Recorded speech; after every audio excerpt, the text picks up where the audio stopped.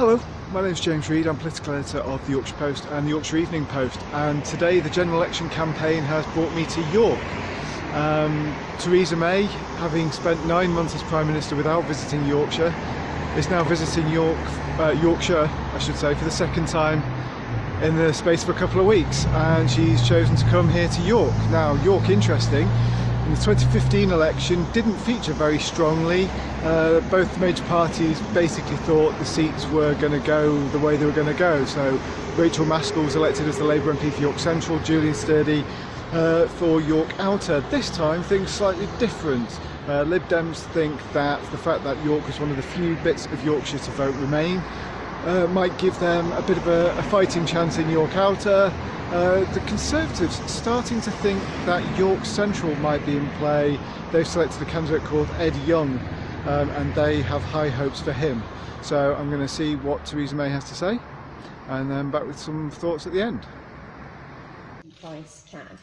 And if I may, Prime Minister, could you clarify, are you actually guaranteeing that prices will not go up year on year? What we've done is looked at the results that the Competition Authority, the Independent Competition Authority, found when they looked at the energy market here in the UK.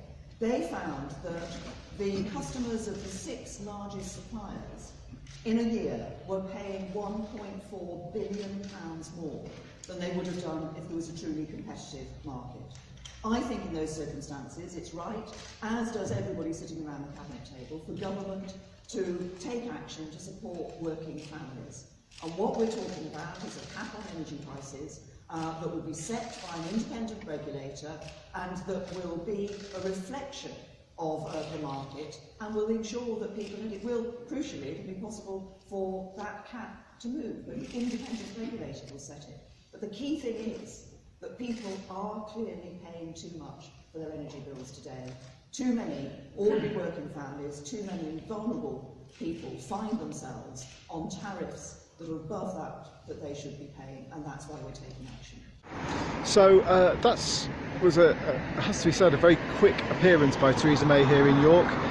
She was surrounded by Conservative MPs and the people she hopes will be Conservative MPs come June the 9th. Her message to them was to go out, meet people, knock on doors, which was interesting because that's precisely the thing that she's been accused of not doing. And you know, it was a room full of Conservative activists rather than members of the public. She took questions from the media, focusing on her plan announced today to cap energy bills. She was asked about the difference between her plan and the one that Ed Miliband was vilified for in 2015. She said the big difference was hers is a cap, which means the prices could go down. His was a freeze that meant they couldn't. And she was also asked about taxation. She said that it wasn't her intention to raise taxes, but she didn't want to make promises that couldn't be kept. I think we can take that as yet another bit of confirmation that come the manifesto, the tax lock that her predecessor promised in 2015 will probably be dropped. She also was asked about fake news and the campaign that's underway to combat fake news, and she paid tribute to the work of local newspapers, which I suppose is nice for the likes of us. So that's the end of the Theresa May event in York. She's got other things on in Yorkshire today, and it really feels like the campaign's hotting up.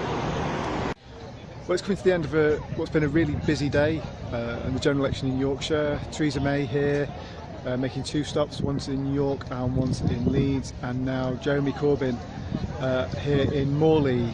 Mr Corbyn's had a mixed day, I think it's fair to say. He started out making quite a strident speech in Manchester to launch Labour's general election campaign, where he talked about how a Labour government would tackle vested interests.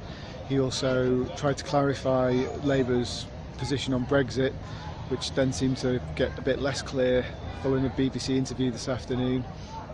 But now he's in what many of his supporters would say is natural environment, speaking at a rally in Morley. So we'll hear what he has to say. Fund the schools fairly and properly. Don't go into your vanity projects of grammar schools. Don't talk about a ladder of opportunity for a few. Let's have a staircase for all children to go up together, to achieve together, because that is what education should be. So we have proposed proper funding for our schools. We've also proposed free school meals in all primary schools for all children, so they all get a decent meal, because the levels of poverty that many children face are appalling.